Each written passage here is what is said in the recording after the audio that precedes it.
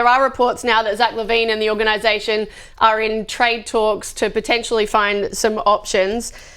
Dee, how do you feel about this one, given, I suppose, where we thought the Bulls would be and where they hope to be pushing for this season? Yeah, you look at that roster, Joe, and I just thought even last season that they would have been further along. Now, look, they haven't had any love with Lonzo Ball going down. Like, he's a key piece of that lineup. He does so many things well for them. So for him not to be in there, really, he was a guy that brings everybody together. So as a team, they're suffering.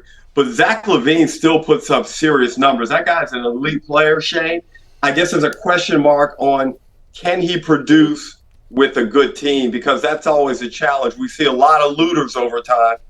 But can you do it on a good team? Devin Booker had the same reputation early in his career. Zach LaVine obviously is a bit older than that now. But I'd love to see him go somewhere. I'd love to see him go to the Lakers. Get that other guy out of there, and let's get Zach LaVine in there and see what he can do. So what other guy? Get Austin Reeves up out of there. Get LaVine in there. LaVine's a far better basketball player. And the Lakers are on a short horizon. They got to win now or next year. They don't have time to wait for Reeves to become a finals-level player. Well, they're not going to trade just for Reeves, though.